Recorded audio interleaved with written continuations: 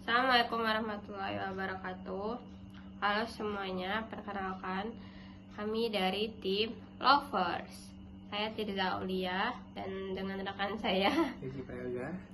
Baiklah semuanya, dalam video kali ini kita akan membahas tahapan pembuatan perjanjian internasional, yaitu sebuah proses penting dalam hubungan antar negara. Perjanjian internasional itu bisa menjadi dasar dari kerja sama global, misalnya dalam bidang ekonomi, lingkungan, pertahanan, dan hak asasi manusia. Jadi, untuk membuat suatu perjanjian internasional itu ada beberapa tahap. Yang pertama itu adalah tahap perundingan atau negosiasi. Tahap pertama adalah perundingan atau negosiasi. Itu ada pada tahap ini para pihak, biasanya perwakilan negara seperti Menteri Luar Negeri atau diplomat, bertemu untuk membahas isi dan tujuan perjanjian. Tujuannya tahap ini itu adalah mencapai kesepakatan mengenai hak dan kewajiban masing-masing pihak. Contohnya, ketika negara-negara membahas Paris Agreement tentang perbuatan iklim, mereka berunding lama untuk menyepakati target emisi dan tanggung jawab tiap negara. Dalam proses ini biasanya ada beberapa langkah. Yang pertama itu adalah pertemuan awal atau yang dikatakan preliminary talks yang menentukan topik dan niat kerjasama. Yang kedua itu adalah negosiasi resmi atau formal negotiation yang membahas isi pasal-pasal perjanjian. Yang ketiga yaitu perumusan naskah atau drafting, yaitu adalah tujuannya menyusun teks final yang disetujui oleh semua pihak. Hasil akhir dari tahap ini adalah naskah perjanjian sementara atau draft agreement. Lanjut. Maaf. Setelah dengan tahap yang pertama yang kita katakan dengan perundingan atau negosiasi, yang tahap kedua adalah tahap penandatanganan atau signature. Tahap berikutnya itu penandatanganan. Penandatanganan itu dilakukan oleh wakil resmi negara yang memiliki full powers, biasanya kepala negara, kepala pemerintahan, atau menteri luar negeri. Fungsi dari penandatanganan ini, maaf teman-teman, itu menunjukkan bahwa negara setuju dengan teks yang telah dinegosiasikan, tetapi belum selalu mengikat secara hukum. Beberapa perjanjian baru mengikat setelah disahkan oleh negara masing-masing. Contohnya itu adalah perjanjian Indonesia yang menandatangani ASEAN Charter pada tahun 2007, tetapi perjanjian itu baru berlaku setelah diratifikasikan. Kan kamu sampai 455, 3 ku. Oke, yang kedua itu adalah tahap yang sangat penting, ratifikasi. 3. Yang ketiga itu adalah tahap ratifikasi. Nah, tahap ini tuh sangat penting teman-teman, yaitu tahap ratifikasi, yang dimana tahap ratifikasi itu adalah pengesahan perjanjian oleh lembaga berwenang di dalam negeri, yaitu tujuannya agar perjanjian tersebut memiliki kekuasaan hukum. Di Indonesia itu sesuai dengan Undang-Undang 1945 pasal 11, ratifikasi itu dilakukan oleh Presiden dengan persetujuan DPR, terutama untuk perjanjian yang menyangkut kedaulatan, pertahanan, keuangan, atau hal penting lainnya. Setelah diratifikasi, negara terikat secara hukum internasional. Jadi, kalau belum diratifikasi, negara itu belum wajib melakukan isi perjanjiannya. Contoh dari tahap ratifikasi itu adalah ketika Indonesia menandatangani Paris Agreement tahun 2016 dan meratifikasinya melalui Undang-Undang Nomor 16 tahun 2016. Setelah itu barulah Indonesia resmi terikat untuk menurunkan emisi gas rumah kaca pada tahun 2016 sesuai dengan ratifikasi tersebut. Selanjutnya itu akan dijelaskan oleh partner saya, Yogi. Selanjutnya tahap yang keempat adalah tahap pertukaran atau penyimpanan instrumen ratifikasi atau exchange atau deposit 6.230 sampai 7.30. Terus. Setelah diratifikasi, dokumen resmi ratifikasi dari masing-masing negara dipertukarkan atau disimpan pada suatu lembaga penyimpanan yang disebut depository. Yang pertama, jika perjanjiannya bilateral, dokumen ditukar antar kedua negara.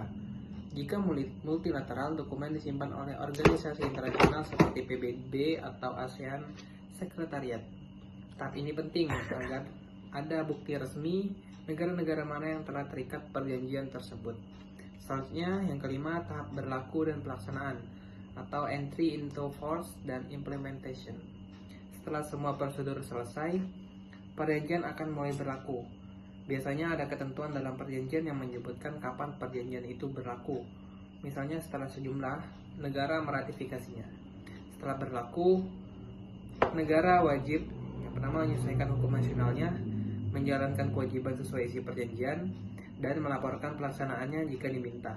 Contohnya adalah setelah Paris Agreement berlaku, Indonesia harus membuat kebijakan energi ramah lingkungan dan melaporkan hasilnya ke PBB.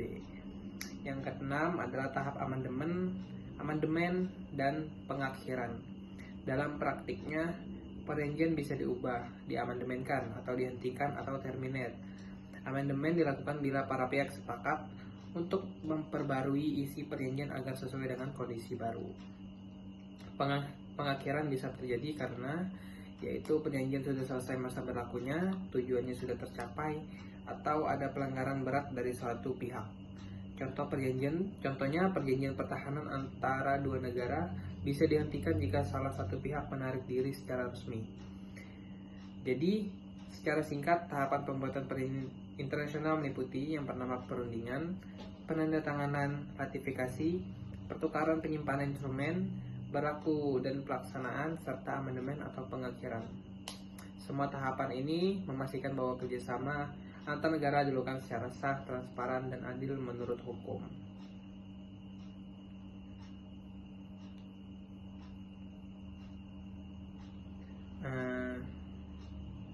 Jadi teman-teman, itu adalah beberapa tahap untuk perjanjian internasional. Jadi ada 6 tahap secara luasnya. Yang pertama itu adalah perundingan, lalu perjanjian, terus ratifikasi,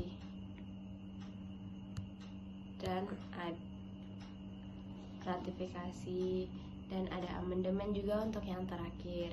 Tahap yang paling penting untuk perjanjian itu adalah perundingan, perjanjian, dan ratifikasi atau perjanjian yang di awalnya. Karena tanpa adalah perundingan, maka nggak akan ada perundingan mengenai isunya. Jadi antar negara itu nggak akan mengerti apa isu yang akan dibahas. Ratifikasi, kenapa ratifikasi itu penting? Karena sebagai dasar untuk adanya dasar hukum perjanjian tersebut itu melalui ratifikasi.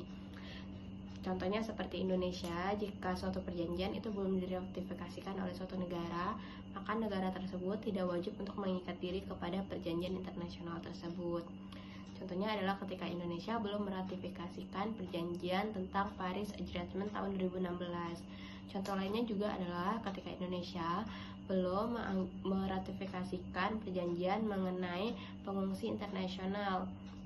Dan for your information teman-teman, hingga saat ini Indonesia belum meratifikasikan perjanjian mengenai pengungsi internasional. Jadi Indonesia tidak memiliki kewajiban untuk mengikatkan diri kepada Vienna Convention mengenai pengungsi internasional. Oleh karena itu, ratifikasi itu juga sangat penting. Yang terakhir itu adalah amandemen. Yang kepentingan terakhir itu adalah amandemen dan pengakhirannya, karena untuk menunjukkan bahwa perjanjian tersebut sah secara hukum dan juga perjanjian tersebut memiliki kekuatan hukum yang mengikat, itu harus diamandemenkan dan harus ada pengakhirannya. Ada juga kata-kata penutup dari partner saya. Jadi secara keseluruhan langkah-langkah internasional seperti yang rekan saya bilang, yaitu ada perundingan, perumusan naskah, penerimaan dan penandatanganan, pengesahan atau ratifikasi, pertukaran penyimpanan piagam ratifikasi, berlakunya perjanjian, pelaksanaan dan pemantauan, serta pengakhiran dan penarikan diri. Jadi perjanjian bisa berakhir karena masa berlakunya habis, kesepakatan bersama, pelanggaran, atau penarikan dari suatu pihak sesuai ketentuan perjanjian. Bila perundingan atau negosiasi, yaitu negara-negara yang ingin membuat perjanjian bertemu untuk membahas isi, tujuan dan syarat-syarat perjanjiannya. Kemudian biasanya diwakili oleh pejabat diplomatik atau tim negosiasi resmi. Jika perundingan naskah atau drafting, harus menunggu hasil perundingan disusun dalam bentuk naskah perjanjian atau treaty draft. Kemudian naskah ini harus mencerminkan kesepakatan para pihak.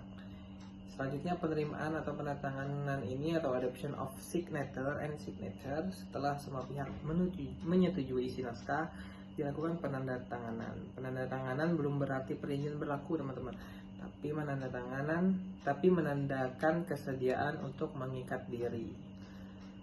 Kemudian selanjutnya adalah pengesahan atau ratifikasi yang seperti kami bilang tadi. Mungkin teman-teman masih ingat ya. Ya. Dan kelima, keenam, yang ketujuh, kemudian yang terakhir adalah pengakhiran atau penarikan diri. determination or withdrawal. Nah, gitu teman-teman. Secara keseluruhannya bisa dijelasin oleh rekan saya. Ini untuk kata-kata terakhir ya. Baik, mungkin itulah materi pada malam hari ini mengenai perjanjian internasional dan tahap-tahapnya teman-teman. Mungkin teman-teman bisa mencarinya lebih dalam mengenai di buku perjanjian internasional atau di buku-buku hukum internasional. Kami dari tim The Lovers, saya Tirza Aulia dan rekan saya Gibraltar. Apabila kami ada kurang dalam penyampaian, kami mohon maaf. Kami ucapkan terima kasih. Terima kasih. Dadah.